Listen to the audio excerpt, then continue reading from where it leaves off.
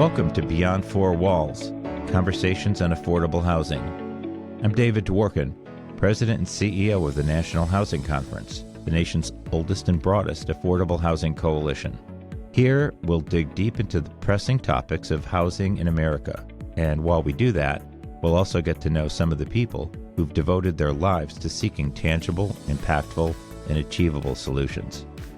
In today's episode, we welcome industry stakeholders who participated in a webinar earlier this year about the need for environmentally conscious building policy changes and best practices in disaster response and recovery to combat the escalating challenges of housing resilience in the face of climate change-induced extreme weather events.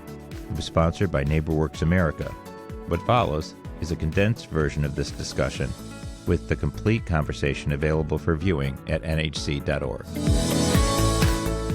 Today, we will be discussing the impact of natural disasters on communities and what we can do to better prepare and support victims of disasters and severe weather events. This topic is incredibly important and unfortunately becoming more relevant each year as climate change continues to spur more frequent and more intense weather events. For many of us in the housing world, dealing with natural disasters used to largely be a matter of response and rebuilding efforts. Today, we know that response alone isn't enough. Resiliency and planning have become commonplace concerns for home builders and communities alike. We also know that disaster recovery is too often not equitable. Communities that are already suffering from disinvestment can be left behind without the proper resources to move forward with their recovery. This leads to further exacerbation of disparities that we all know exist within our various systems. To further complicate matters, we are battling a housing supply crisis. And with loss numbers reported, it can often feel like we are walking up a down escalator because we are simultaneously losing housing supply to increase incidence of natural disasters. All of these reasons have led us to hosting this discussion today. Our conversation today will be moderated by Stephanie Gideby-Jenkins, Vice President of Strategy at Communities First Fund. But before we get into our panel, I am very appreciative to hear opening remarks from someone who's been working tirelessly on this subject throughout her career, the current Principal Deputy Assistant Secretary at HUD. It is my privilege to introduce Marian McFadden. Marian? I've been leading the Office of Community Planning and Development for about 6 months, and I'm really fired up about the work that we're doing and can't wait to tell you about what we have going on, including several opportunities for you to weigh in that are on the street now and that are coming up. Because I think that everything we do at HUD, all the programs that we roll out are so much better when they're informed by the people using the dollars. And I know that includes many of the folks in the audience today. I've actually been working on disaster recovery for more than 2 decades now. So it's been a key focus of my career since September 11th, 2001, when HUD got its first multi-billion-dollar disaster recovery funding through the CDBG program. I've had the privilege to work in HUD in multiple offices, including the legal office, the Hurricane Sandy Task Force, and here in CPD, and the Office of the Secretary. If you don't know too much about the Office of Community Planning and Development, we have annual and competitive funding that we provide to address homelessness for community development and for affordable housing preservation and production. And that includes both single family, multifamily, renter and homeowner housing. We get that funding from Congress, but the biggest thing going in the Office of Community Planning and Development is actually our disaster recovery funding. We've had almost $100 billion through the CDBG disaster recovery program. So from the federal perspective, I think for too many years, the need to do community resilience was an afterthought. So we would bring money to communities after the absolute worst disasters, and then start to focus on stricter rebuilding standards or opportunities to think more broadly about how people were impacted by the disaster that already hit, and not looking forward enough. Okay, let's talk about HUD. So Secretary Fudge put out an ambitious climate action plan that speaks to actions all across HUD to reduce carbon emissions across the housing portfolio, increase the resilience of low-income communities all across the country, and address environmental justice concerns. That's a reason why here in the Office of Community Planning and Development, we're requiring our more than 1,200 jurisdictions receiving CPD funds to consider their resilience to natural hazards when they do their consolidated plans.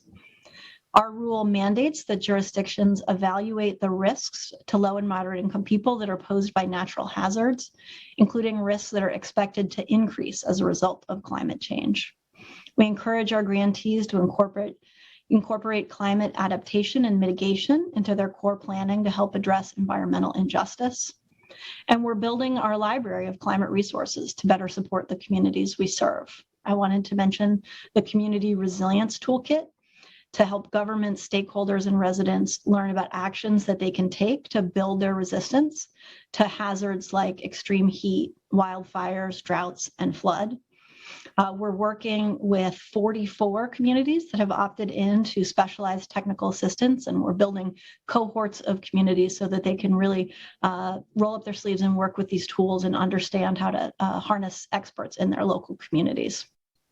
Some of the work that's being done around the country by jurisdictions receiving the CDBG disaster recovery funding include addressing flooding and sea level rise. So people are doing buyouts, acquiring properties in high-risk areas that the owners are ready to move on from, and giving them the assistance to relocate to a safer community. Also doing some relocation of small businesses. We're seeing our jurisdictions focus on better building materials for wind resistance in order to survive the really strong storms that they find themselves facing. Dealing with extreme temperature. We've seen communities doing cool roof programs and building and energy ordinances, adding shade trees, insulating homes, and installing permeable pavements. We've been working on identifying fire-resistant building materials and ensuring that our grantees are prioritizing people of modest means when they're constructing, reconstructing, or rehabilitating buildings in the impacted areas. I mentioned one of our toolkits. We also put out a resilient building codes toolkit and webinar series, and with a resource page, because we've been getting questions about what could those building standards look like to make things safer, and those enable the reader or the person who's watching the webinar to determine what steps make the most sense for their communities in achieving resilience. We've also been releasing activity-specific implementation guides to serve as step-by-step instruction manuals for CPD grantees on how to do specific climate activities. On the regulatory agenda side, we're also working on several initiatives for public feedback. So we said that we would update the federal flood risk management standards, sometimes called the floodplains rule. Second regulatory item is required under Section 109 of the Cranston-Gonzalez Affordable Housing Act. We have to, along with USDA, jointly consider adopting the latest energy codes for new construction of public housing and FHA insured or assisted housing. The office that updates those energy codes is here in CPD. We believe that it's very, very important to consider building efficiency and resiliency together, because they provide cost savings and improve comfort and health for residents. Wanted to mention that we are focused under the leadership of the Biden-Harris administration and Secretary Fudge on strengthening the CDBG-DR program. That's our disaster recovery program, with a focus on equity and forward-looking mitigation. We launched a new post-disaster program called RUSH, the Rapid Unsheltered Survivor Grant Program, Housing Grant Program. This is filling a gap where FEMA doesn't generally reach. People who are experiencing homelessness or at risk of homelessness before a disaster cannot access most of FEMA resources in most cases. So we rolled out a new program to provide resources to continuum of care participants who are serving people experiencing homelessness. Thank you so much for being with us. Really appreciate the updates on what HUD is doing, things to look out for. Stephanie has joined us on screen. I'm going to pass the mic off to her to get us into our panel discussion. I'm deeply encouraged by the panel that we're going to have today, because in part, we're really centering those who have been living through the challenges that many of you all have, and really having to both adapt to climate change in this moment and really thinking about how we build greater resiliency in our communities. I also too want to echo my appreciation for the work that has been happening throughout the decades for those who have been really having to respond in real time, and also mourn the loss of life because of sometimes the lack of inaction at various levels of government. Our first speaker will be Joni Strausman Brandon, who is the Regional Vice President for NeighborWorks America and Northeast Region. She's been with NeighborWorks for over 25 years and was instrumental in coordinating the capacity building efforts for national disaster response in both Puerto Rico and the Virgin Islands. What we know is that communities, low-wealth communities and communities of color experience greater exposure and sensitivity to climate hazard and related economic stressors. This is because of their proximity to many of the climate challenges, floodplain regions, areas that flood easily as part of those pieces, substandard housing, the challenges of insurance rates increases, the drought and agricultural workers who are impacted by many of those pieces, and access to costs and cooling. The other piece that we know is that in addition to being able to actually be in those spaces of vulnerability, it's also the inequities of recovery. What we know, again, is that low wealth and communities of color often face greater challenges in rehousing, in the financial recovery post-disaster.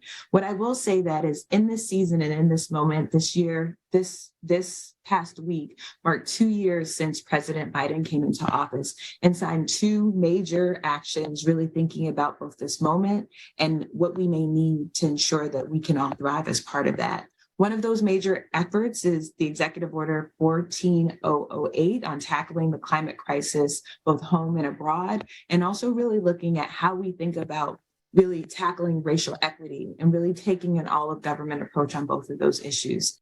So I'm going to share a bit about NeighborWorks America's response to Hurricane Maria, mainly in Puerto Rico, what we did, and even more importantly, what we've learned.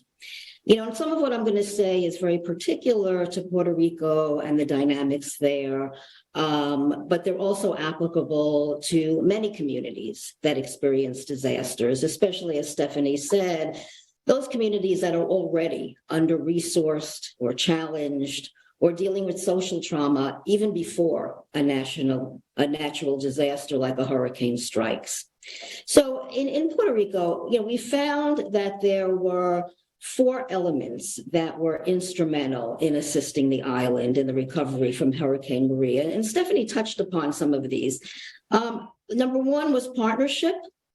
Number 2, resources. Number 3, capacity building or building on the assets that already exist.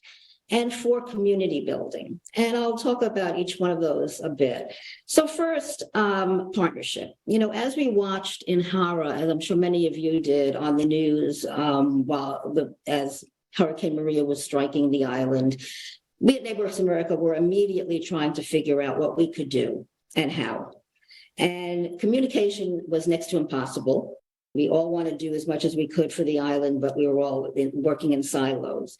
So we at NeighborWorks America called meetings in our New York City office just to share what everyone was doing and to explore ways that we could collaborate and, more importantly, not duplicate our efforts. And this led to a partnership initially with Enterprise, Community Foundation of Puerto Rico, and later the New York Fed joined us. Our NeighborWorks organizations and nonprofits in Puerto Rico were basically first responders after Maria hit the island. They were in their communities before FEMA, before HUD, before local governments.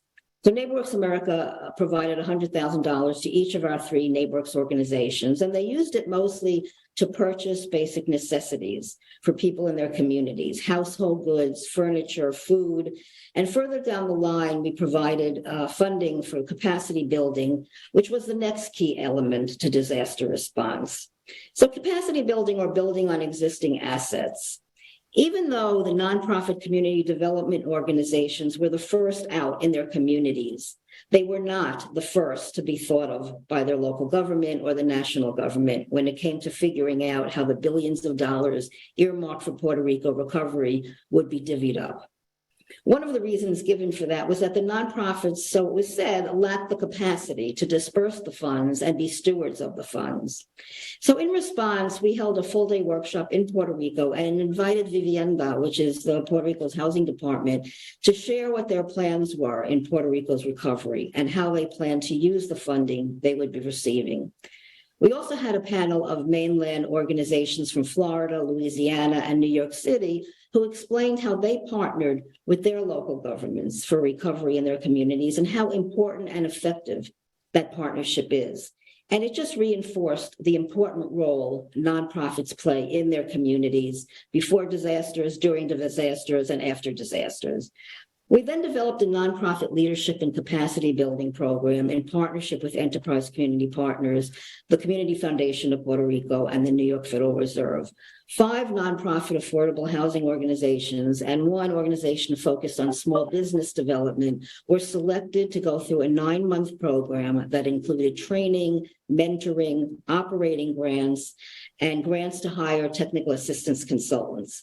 We also provided a workshop for board members of the organization. Now that the CDBG-DR funds have finally started to flow after all these years in Puerto Rico, these organizations are in a better position to apply for and get those funds, and they have. Some have started new programs and almost doubled their staff size. And we also partnered with Enterprise to provide a series of webinars in the Virgin Islands centered on risk reduction related to hazard mitigation. It became clear from organizations on the ground in Puerto Rico that they had to do more educating and organizing of residents, so they are better prepared for disasters and more equipped to manage the aftermath, including making sure their voices are heard. In that vein, a few of the organizations we funded started to provide workshops in their communities, some very practical, how to better stormproof their homes, or how to find needed assistance from food pantries to mental health services. Once immediate needs were covered, they have begun to provide a vehicle to bring residents in front of decision makers. Disaster survivors are the experts on disaster recovery and must lead change. Communities that have survived disasters know what is wrong and how to fix it. So thank you again for this opportunity to share our experience in Puerto Rico. And I'm now going to turn it over to Veronica, who will share their work in California. I'm Veronica Beatty, the Director of Policy and Research at the California Coalition for Rural Housing. The California Coalition for Rural Housing is a statewide member-based organization that represents developers of affordable housing and housing justice advocates. We work on policy, we do research, and we provide technical assistance to rural communities throughout the state to promote and preserve affordable housing and sustainable, healthy communities. Rural California has always been disproportionately subject to natural disasters because of a detrimental lack of physical infrastructure, historic under-resourcing, lower levels of staffing and capacity in local governments and community organizations, geographic isolation, and incredible spans of defensible space.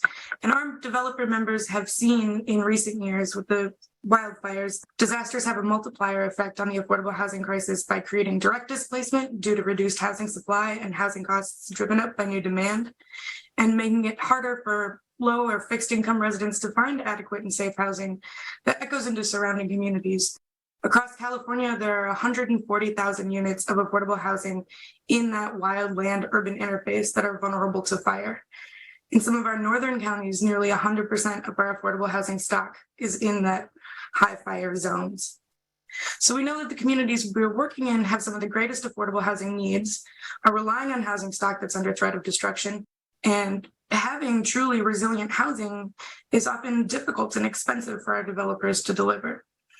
Only one of our state funding sources acknowledges the connection between natural disasters and affordable homes, but our developers face difficulty and increased costs in insurance markets. We've seen major insurers back out of entire areas. We're seeing increased construction costs as our developers try to use resilient building materials and techniques. And so while these costs are being driven up, we already had inadequate funding to meet our affordable housing need, and that's just becoming worse. We see that at the most obvious in case of disaster when we're trying to evacuate folks who are living unsheltered.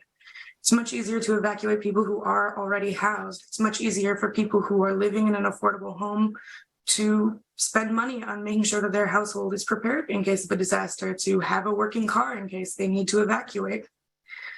And what we've seen in recent years is that our affordable housing developers can be really valuable partners in all stages of the disaster process.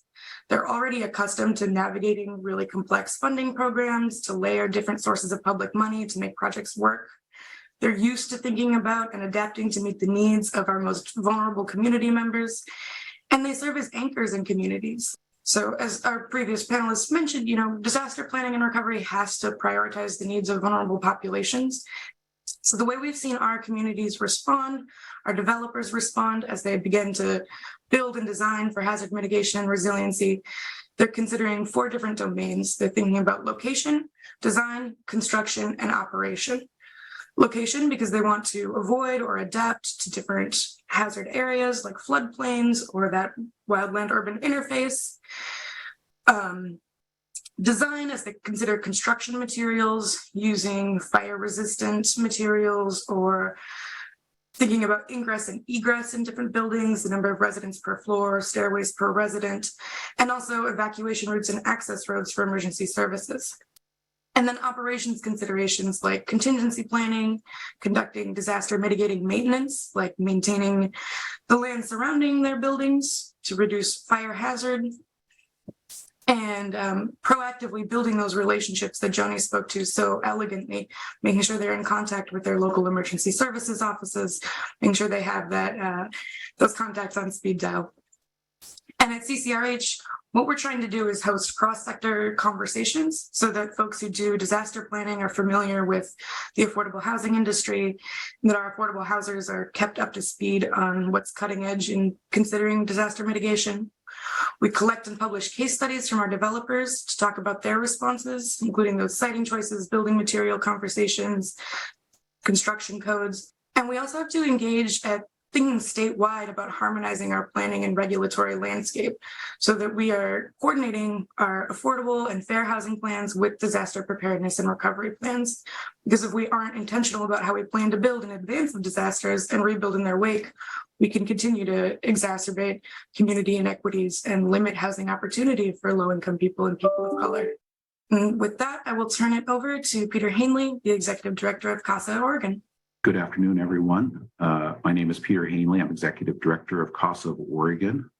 We're a nonprofit that for the last 35 years has focused on affordable housing and community facilities development, primarily in rural communities and primarily for farm workers. We are a NeighborWorks organization. We're also a member of the Rock USA family, helping to convert mobile home parks to resident ownership. In 2020, some of the most destructive wildfires recorded in history hit Oregon, destroying 3,000 homes, displacing 10,000 people. In September of 2020 of that year, the Alameda fire in southern Oregon destroyed a swath of housing from Ashland up to Medford, taking out 2,500 homes, 18 mobile home parks almost completely destroyed, 1,700 manufactured homes destroyed, many of those occupied by farm workers and other low wealth folks. And many of these folks are still living in motels, RVs, and in FEMA trailers. So we're 2.5 years past the disaster, and we're still trying to recover. Now, CASA's role in most everything we do is as an intermediary. And in that role, we really rely on the community to come together and to tell us what they need. And we wanted to tread very carefully. As a white-led organization that serves primarily communities of color, we want to be really sensitive to the folks in those communities to be able to make the decisions that will affect their recovery. We're 200 miles away from this disaster, and while we had developed housing in the area that was destroyed by the wildfire, we also wanted to be sensitive to what the reconstruction efforts would look like. So we began by contacting some of because we serve mostly Latinos, we were looking to identify the Latino-led, the Latino serving organizations. And as we started talking with folks, it became very clear that if we were to focus on recovery, because that was really, we were not looking at trying to do anything for immediate needs. We were really focused on the longer term recovery efforts that were going on. And so we decided that our role as an ally to these organizations was to help raise funds. And we contacted many organizations that had done disaster recovery to identify what should we be doing first. And it was clear that we needed to understand who the folks were that were impacted. And so raising money to be able to do a survey, housing needs assessment of the folks was really important. And we wanted to make sure it was a participatory action response, so that it wasn't people coming in from outside, but it was actually people within the community that are designing the survey, that are administering the survey, that are making sure that the survey that was done, it really speaks to the people that were impacted by this. And so we really focused on making sure that that could be done. And what happened was we ended up we didn't end up establishing, but the community ended up establishing a new organization that really focused on foundational issues of community building and community engagement. And so our role is, trying to work adjacent to this group, doing the fundraising, talking to the dominant organizations, and trying to get them to understand that we've got a community here whose voice hasn't been heard, and how do we give them the power? And so I had some very hard conversations with some of the leaders of some of those organizations, and asking that they either step back or step up in a way different than they had, make sure that we could ensure that the power was being given to those residents. And so the survey was completed.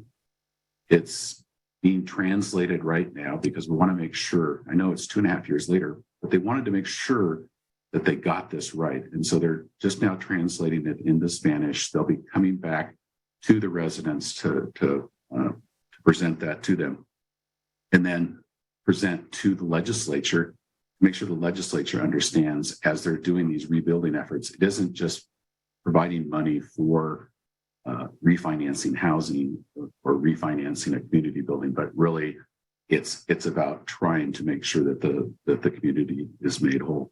One of the communities where a lot of the survey work was done was in a 91 space mobile home park. And so that mobile home park has now been purchased, and our intent is to bring it back and convert it to a resident-owned community. So not only will they own their homes, they'll also control the land beneath the homes. We're also working on rebuilding a farm worker, or building a new farm worker project in the area that will serve 35 farm worker families. Throughout all of this, because of our role as an intermediary, really been trying to focus on how to make sure that state and local agencies are doing their community engagement. So if we're talking language access, if we're talking, and whether that's at public hearings or language access when the state is producing documents to encourage people to take advantage of programs, making sure that the languages that people speak are being made available. We're constantly hammering on community engagement, making sure that community engagement is built in to the programs that have come about as part of the recovery.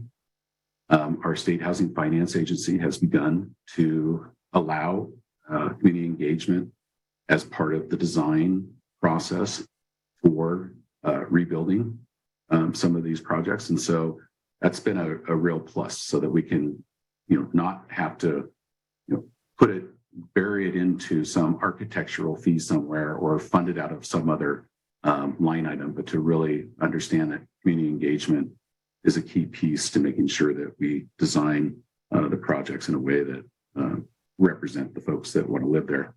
I think the key things I learned was, how do I be a good ally organization given my role as an intermediary? So how can we all stay in our lane and really, provide the services that will best be served in a disaster?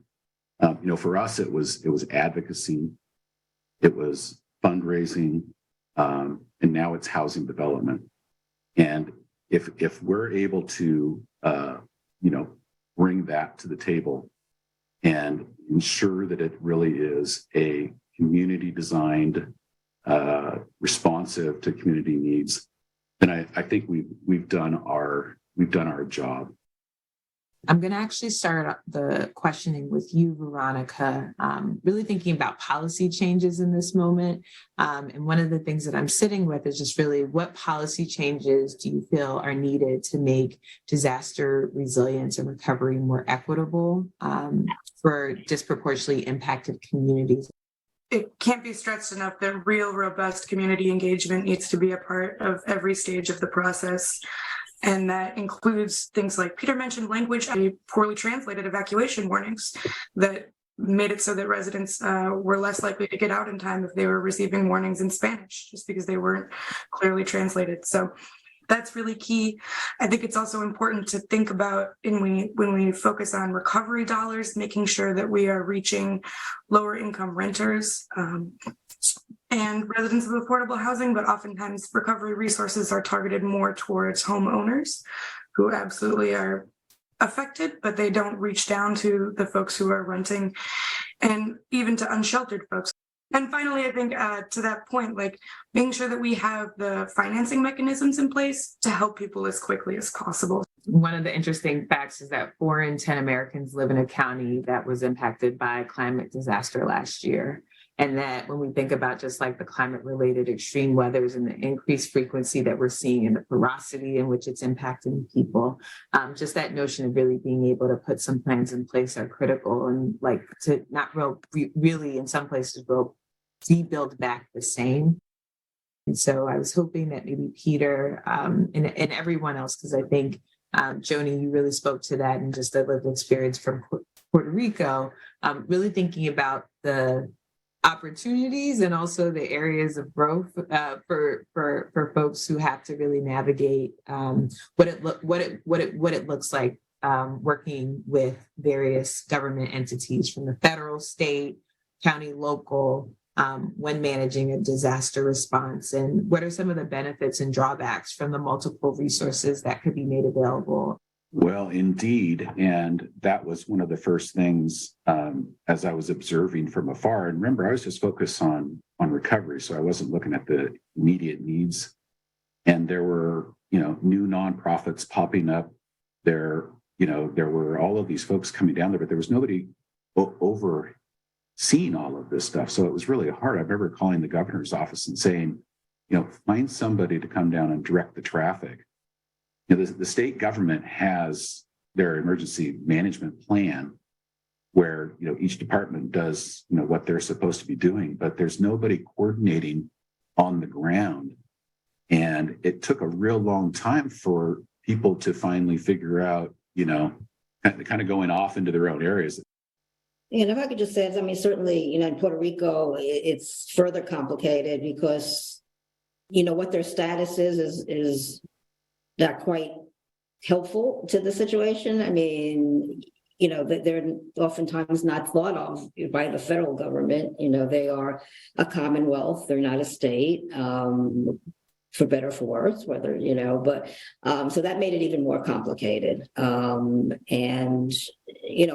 I don't think the local governments in Puerto Rico were prepared for the level of devastation and how to respond to it. And of course, having to wait for the federal government to do whatever they needed to do before they could do anything. So it's still challenging. Veronica, I was hoping that maybe you could talk a little bit more about the lessons that you've learned from your disaster response experience that contributes to just resiliency efforts more broadly, and being able to have this conversation. There's a need for a lot of creativity. And I think that's something our sector has in spades, but with climate change creating such diverse and worsening different kinds of disasters, that might look like planning for things that you didn't expect to have to plan for on a particular site. Those plans need to be practiced, not just sitting on a shelf somewhere. There have to be drills so that everyone's familiar and can react quickly. And our organizations themselves need to be thinking about disaster planning for their own organization. So are your documents stored in some place that's safe from fires, safe from flooding? Do your own staff have an evacuation plan, not just your residents? And there has to be a lot of creativity when it comes to partnerships. I think one of the beautiful things that everyone on this panel really spoke about was how they really worked in community with those who had experienced the disaster, but who were also living through it in real time. We often plan for who's coming, but not necessarily who is there right now. And I think the beauty of this panel was sharing what it looks like to do that work in and with community and not necessarily for. And I think that that's often the ways in which we tackle this conversation is how do we help those people instead of really being able to work in with those who've been most impacted in building. I also want to just thank the organizers. And I also wanted to just do a special shout out to the Organizing for Resiliency folks, in part because Joni referenced their report. Many of the groups who are part of what is a sister organization to us have been really thinking about this moment and what it means to respond. And it's a lot of the folks who have been impacted by disaster response throughout the years, bringing their lived experience into space.